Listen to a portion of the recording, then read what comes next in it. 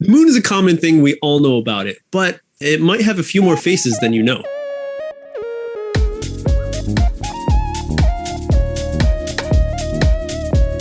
Hey everyone, welcome back to another Blue Moon episode. We're the hosts. My name is MJ. My name is Adam. Welcome back to the MJ and Adam Show, where we invite you to become our friends, listen to our English conversation, all natural, real life English, and not only listen and improve your hearing, but feel English, because learning about grammar and how you can speak, pronunciation, all that stuff is really good, but another part of learning English is the feeling of it. So hopefully you enjoy this one. Today we're going to be talking about the moon.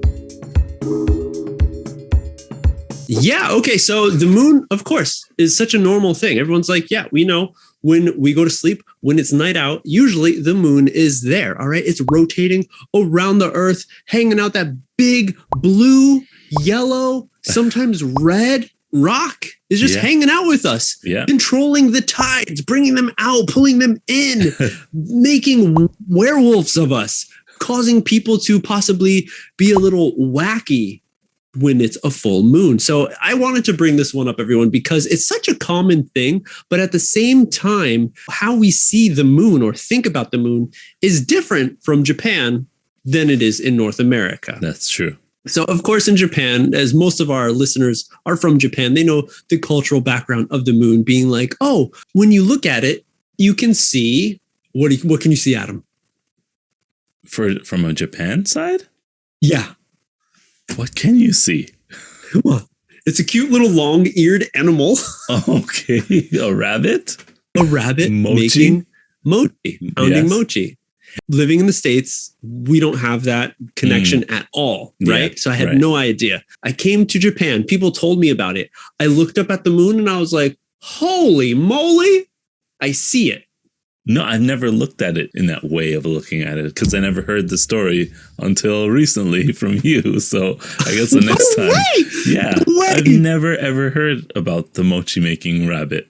So I'm not sure if there's a story behind it, but that's what people say. Yeah. And it just made me think about like, okay, there's that. And what else is there? Like Kaguya Hime is another famous like folk tale. That's another really interesting one because it's like a baby that comes to Earth somehow and lives here for a while. It's interesting how some of these folk tales from Japan, it's like a baby mysteriously appears and like an Oji-chan, Oba-chan takes care of it. Maybe until it grows up into something special. And in this case, it was like the princess of the moon, and the people of the moon came down when she became like 20 or something of age, I don't know what, and then was taken away back to the moon. And it's like people on the moon, there's aliens on the moon. And this is like an old story. So like, it's interesting to think like how this story came to be and how people like looked up at it and was probably like, there's people up there. There's probably people up there. Yeah. Maybe they're like gods, right? Spirits. True. There's a lot of history that goes through Japan that we've seen, that we know, and compared to our countries, America and Canada, pretty, short-lived countries. So still, babies. There's this deep connection of like the past in Japan and these stories, as well as the connection of, hey, everybody loves mochi and everybody loves food in Japan. So, and rabbits are cute. Rabbits are cute. Not such a commonly found animal, though. Right. I see more wild rabbits in my hometown in America than in Japan. But an interesting thing.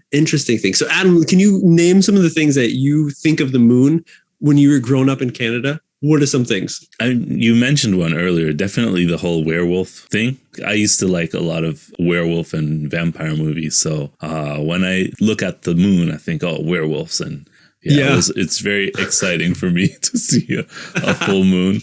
The other thing is The Man in the Moon. Ooh, The Man in the Moon, which is like another, children's story. There's like either the man is the moon or there's a man on the moon. I think it was a man's face is the moon, right? In the moon? Yeah. Yeah. Something like that.